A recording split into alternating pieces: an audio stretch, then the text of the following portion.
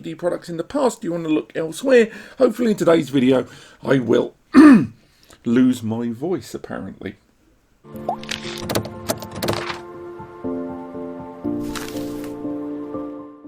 Hello and welcome back, and that's right, today I want to help you choose what's next after your WD NAS. Whether it is because you've gone for an old WD NAS that you got knocking around in your home or business, or you've been slightly trepidatious and scared about recent events in the news regarding WD over the last few years, or just simply weighing up the pros and cons of all the different NAS brands that are out there. Hopefully in this video I will help you choose the right network attached storage for you and your needs. But before we go any further, there's a quick disclaimer off the bat. This is going to be a long video, so I don't expect you to watch all of this. Along the bottom of the screen, hopefully on the time bar, there'll be lots of little date stamps there that correspond to different user needs and different parts of this video. I'm not just going to flat out compare these individual brands with WD generally.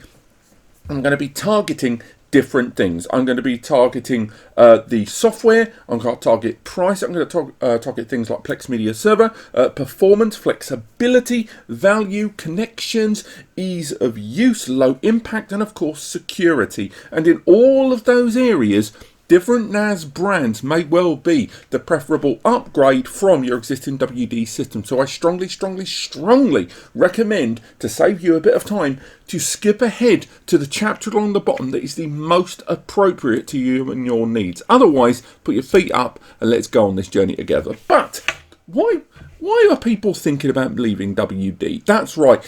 WD was always one of the early doors brands out there to bring people affordable and understandable and indeed user-friendly personal server home cloud and alternatives. Most users at that point were knocking around with their Microsoft OneDrive level storage, Dropbox, Google Drive, and although they existed, kind of WD with their personal cloud and MyBook personal cloud and indeed the MyCloud series, these devices were the first ones to really bring people like small business users, home users, students, their own little server cloud, their own little private server for their multimedia, their work, their studies, whatever. So what changed? Well, first and foremost, other brands got in there. All these other different NAS server brands producing turnkey hardware and software combined solutions gave you not only the same thing as that and the same hardware, but then they went nuts and scaled up both the hardware you could get, the scalability of what you could get, and indeed the software capabilities as well. The software that arrives with most WD systems, WD OS, is quite perfunctory. It does 3 to 5 things very well, whereas the NAS brands do 20 to 30 to 40 to 50 things very well. And on top of that, in the last 2 to 3 years, WD has had several, at least in the NAS world, PR disasters, I would say. Notwithstanding the business of their hard drives, their WD Red drives having that whole SMR, CMR, are they not debate, which isn't strictly NAS related. That was followed up by a lot of their NAS systems being attacked by a remote access malware attack, deleting systems remotely due to older systems no longer having security updates or people not updating their firmware. Then fast forward to early 2023, and WD suffered a quite large cyber incident that at the time of recording was reported over at TechCrunch as in excess of 10 terabytes of stolen data, and a lot of users, as a security measure by WD, having access remotely to their systems disabled for around about 10 days. And although they did allow local network access, it was incredibly convoluted and something that wasn't strictly enabled by default. And this is one of the many reasons why so many users went, do you know what, WD, you're good. Hence today's video. So let's crack on with our first option. What is the best alternative to WD NAS for software?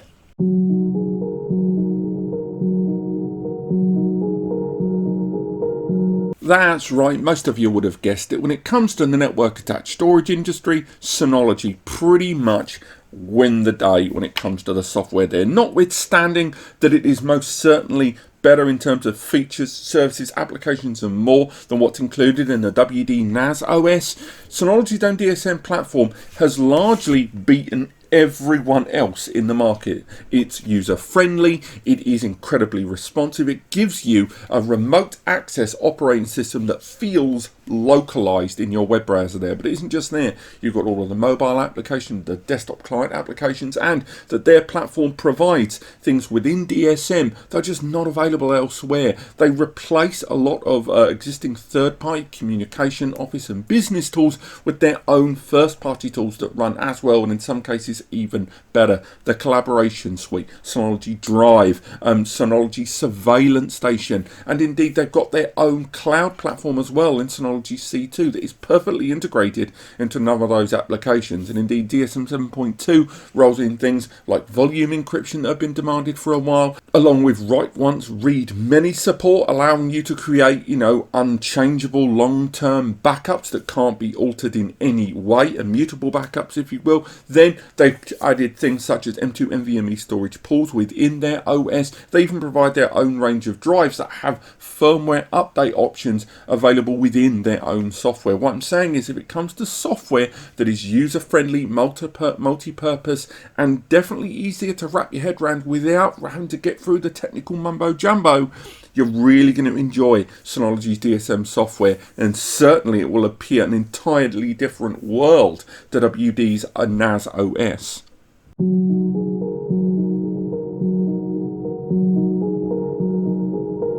So next up, I want to talk about the old Wonga. Let's talk about price, because a number of you have gone for the WD MyCloud and MyBook personal cloud systems because they're incredibly low price and regularly on sale.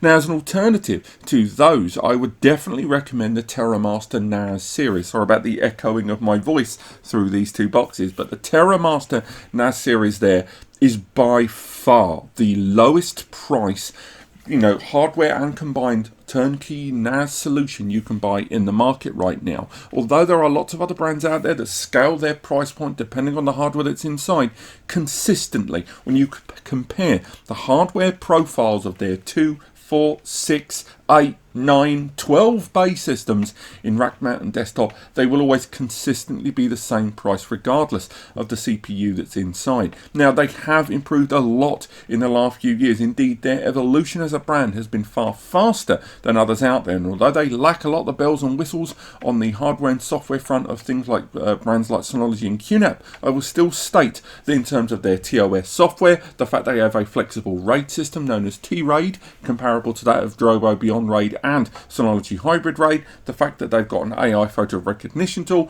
the fact that you can even ignore their software and install things on it like Unraid and TrueNAS, and that their newest generation of chassis are actually a great deal better designed overall in terms of cooling, efficiency, and just general robust design quality, make them the best low price NAS option out there. And if you're thinking of moving away from WD but you still want to watch the old pennies, I do strongly recommend them. But do bear in mind, much like a few of the brands I'm going to talk about today, they did suffer something of their own security snafu back in early 2022 when they were targeted by the Deadbolt ransomware group.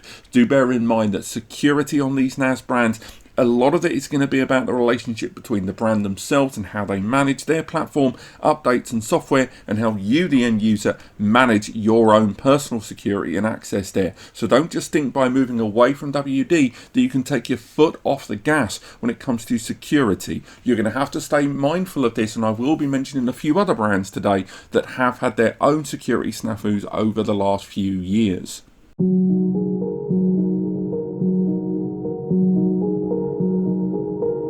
Next up, performance and flexibility. One of the kind of sticking points, I think, with a lot of WD users, and something WD users kind of had to put up with until about 2016-17, when things really started to change in the world of NAS, was that their platform had very rigid performance, and in terms of flexibility of what it could do, you were really locked in quite tightly on the system's capabilities there. What I mean by that is that if you tried to move outside of the WD OS, you really hit a lot of walls, and indeed the performance that was capable from it, despite having a very light OS inside, was actually quite middle of the road given a lot of the hardware that was on offer.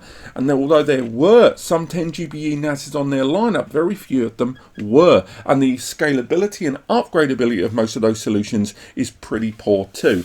Which brings us to why moving away from WD, I would strongly recommend the QNAP platform when it comes to, again, flexibility and performance. Notwithstanding that they have one of the largest ranges of different CPUs across their portfolio, from very simple, modest ARM v8 processors all the way up to Xeon W graphical enabled processors and Intel i9 12 Gen processors, but even their middle range SMB fully featured solutions like this, the QNAP TS464, this NAS arrives with a quad core, very well equipped CPU, 4 to 16 gig of memory inside, M2 NVMe's that can be used as storage pools either for the OS or just general storage pools and for individual applications or caching.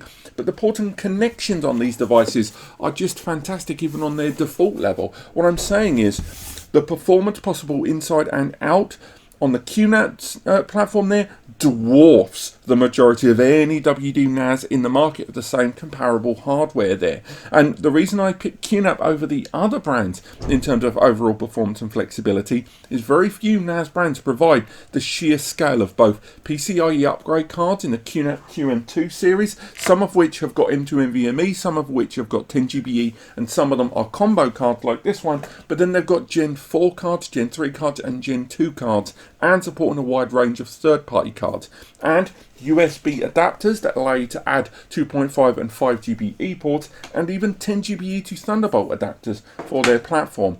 The scalability and the performance possible inside and out on the QNAP really cannot be underestimated. And overall, when it comes to any of the brands I'll talk about today, customization is very much the buzzword of the QNAP there to really get the most out of both your spend, your data, and your storage overall.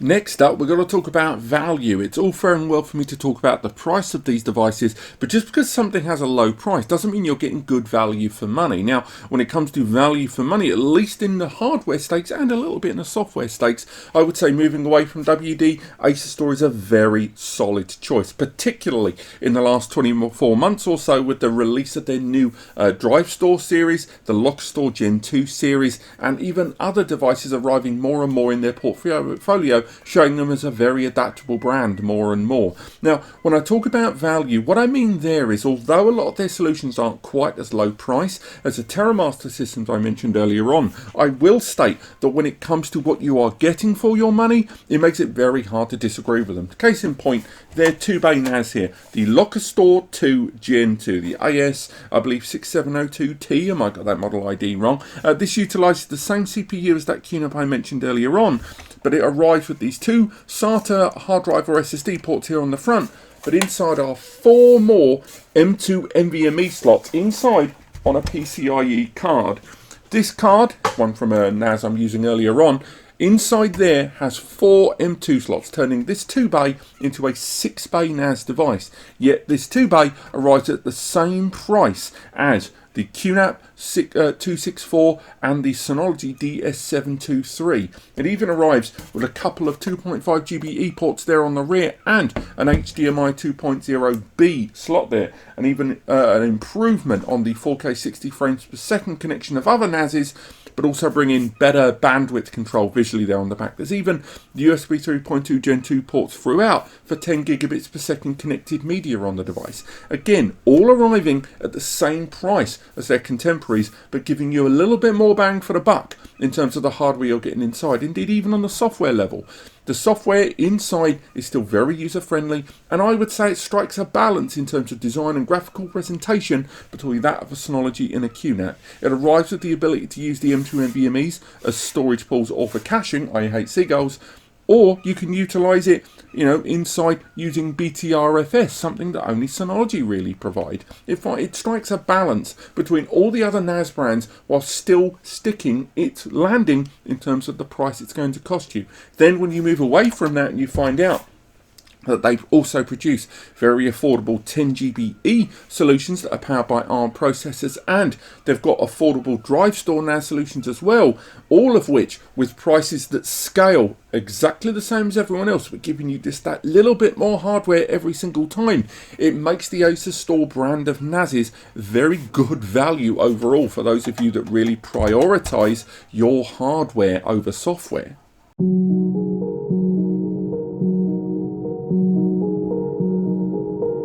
This is one for the home users, but what about those of you out there that have been looking at replacing your old WD NAS because you want to get a brand new one for Plex Media Server? Well, before we go any further and I talk about these guys, I will say that the majority of NAS brands out there, even the DIY jobbers, most of these are going to be able to run a Plex Media Server very, very easily, whether that is utilizing it within a container application or using a downloaded pre-made installer from within their own respective app center.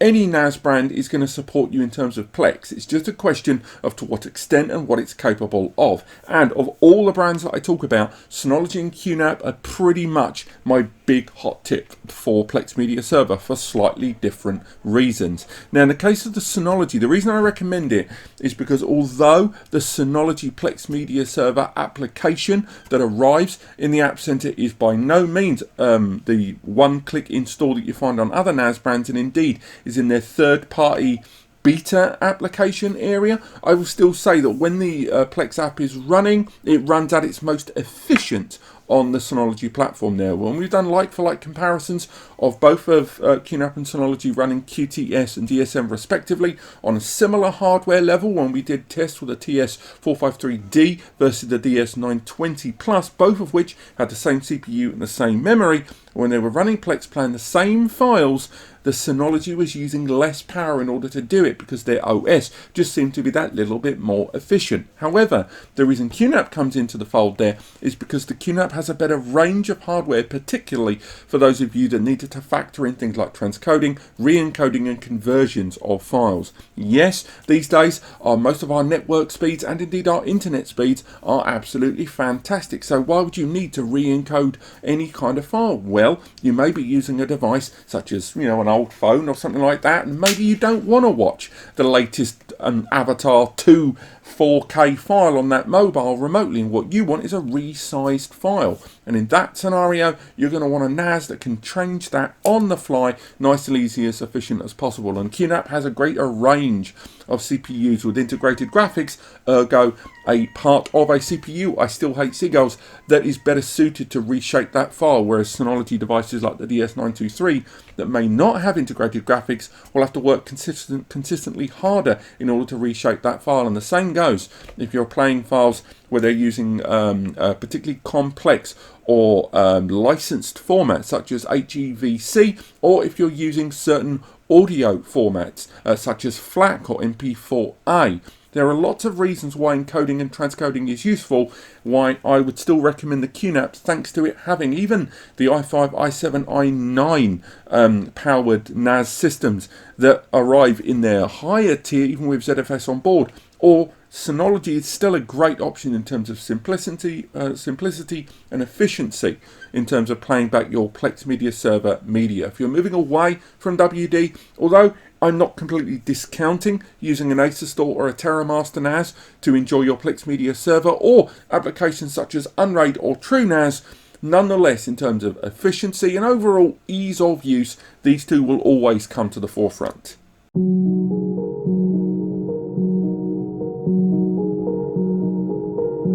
Now, as mentioned in my introduction earlier, security is going to be one of the reasons why a number of you may be jumping ship away from a WD NAS, whether that is because you want heightened security, more control over your security, or that you're not as in love or trusting of the brand that you are committed to currently for your data and want to jump ship towards something that just has a better track record. Now, overall, when it comes to any of the brands that I talk about in either hardware or software, when it comes to security, probably the most customizably secure and indeed generally secure platform out of the box is going to be a TrueNAS system. Now, I use the word box there because there is a slight caveat there, of course, isn't there? And that is that TrueNAS is an open source software platform, whether it is TrueNAS Core or the Linux alternative TrueNAS Scale. So it's worth highlighting, just before I go any further, that in order to take advantage of TrueNAS, you've only really got two options. Number one, you build a system from scratch, an old PC that you've converted, or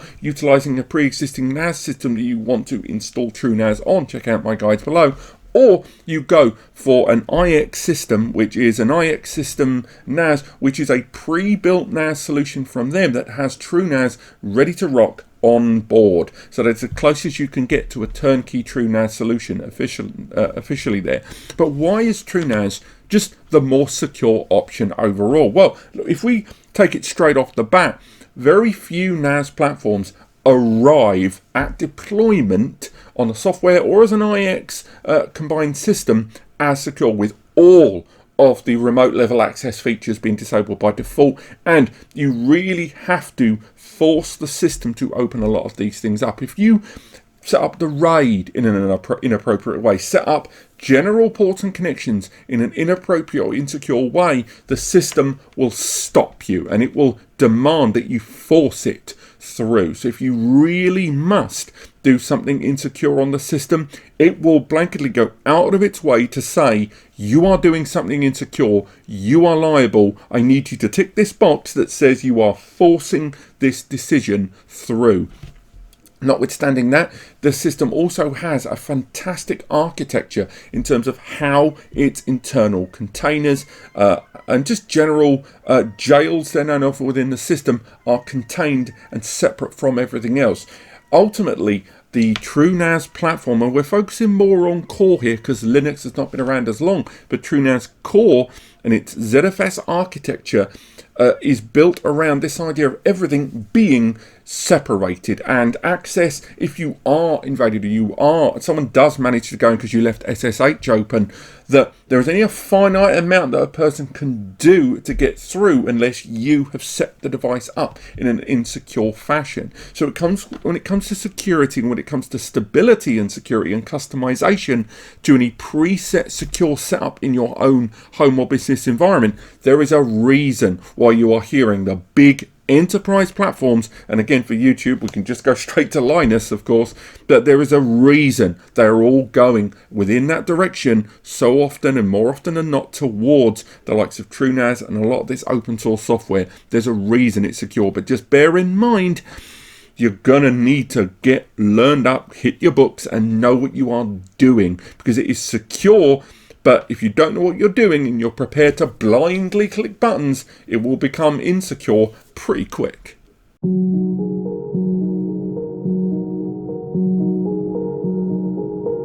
What do I mean by low impact and low footprint NAS? Well, nice and simple. Look at the size of this device. This is the PR4100, known as the MyCloud Pro, an Intel Pentium quad-core processor, 4 gig of memory inside, and 4 bays for storage, no M2 slots there. And the size of it probably weighs, I think, about 3 or 4 kilos. I'm not entirely certain. It doesn't have any drives inside. Now, it means you can have a power consumption rate on there when it's in operation. You've got to get those drives in the front loaded inside, and there's going to be an ambient noise that you can't really control above and beyond the drives you choose. Now, when it comes to low footprint and low impact, I direct you to this down here. This isn't a scratch on your screen. This is Unraid. Unraid runs from a simple USB key. Unraid, once configured and you create the USB tool online, is loaded with your configuration on a little USB stick there during the USB creator that you run on your desktop computer. Then you either build a PC from scratch, buy a pre-made PC build, there's loads on AliExpress if you want to give that a go, or you can even repurpose an old NAS that may be out of warranty, stick this inside that system, change the boot directory within BIOS towards the USB drive and not the internal OS, and boom, you've got your Unraid server. So you can build an Unraid server from scratch with a bunch of loose SATA cables plugged in a motherboard kept in a cardboard box. Please don't do that. or you can go for a pre-made NAS solution that is OS free and save yourself a packet of money on a NAS that otherwise you would have had to pay, hello Synology, for that operating system included in the cost. You can get incredibly affordable NAS solutions utilizing Unraid, but the real key difference is that this is just so fantastically low impact. You haven't got to get an NVMe to run it from. The OS itself is lean in the extreme, and if you are looking for a NAS where you can get things as low powered as possible, the Unraid is pretty much the go-to for that. It lacks a lot of the user-friendly nature and, chewable, crayon-friendly GUI of Synology and QNAP and the like, and is a little bit more techie side as you'd find on TrueNAS Core and TrueNAS Scale, but with a great container selection to choose from that you can install, and with the main OS here and the individual storage areas of near limitless drive numbers to choose from on the overall RAID build, there's a reason Unraid still continues to be relevant and popular even in 2023 and no doubt going into 2024. Just do bear in mind that you only get a 30-day free trial when you download Unraid. Once you've deployed it, you've got 30 days to get yourself an activation key. It does scale the pricing, it should be linked below. But overall, when it comes to the pricing of Unraid, compared to the $100 you're going to spend on these boxes, it gives you the ability to build your own NAS from scratch, and it's almost certainly the most affordable option overall, and at a low impact. And there you have it. That is the alternatives that you can choose versus a WD NAS right now in 2023 and hopefully going into 2024 as well. Although the models will change throughout this, and I've made a point of trying my best not to mention too many model IDs because I want to talk about the ethos of all of these brands. But if you do want to know about those individual models, they'll be linked below in an article over on NAS Compares. But if you are thinking of jumping ship from WD, just think about what I've talked about today. The software, the price, the value, budget, connections, hardware inside and out, ease of use, security, and how much of an impact you want this system to have on your network environment there. If you have found this video helpful, but you still need a little bit of a helping hand, there's the free advice section linked below on NAS Compares, the right hand side of the screen, the big old blue button, or you can go ahead over to the free community forum, Ask NAS Compares too, so do check that out. If you want to learn more about the solutions we talked about today, I'll link to some of the best solutions from each brand in the description as well. But apart from that, I hope you found this video helpful. Visit the article below for even more information and a better breakdown of everything I've discussed today, and click like if you enjoyed it, subscribe to learn more, and I will see you next time.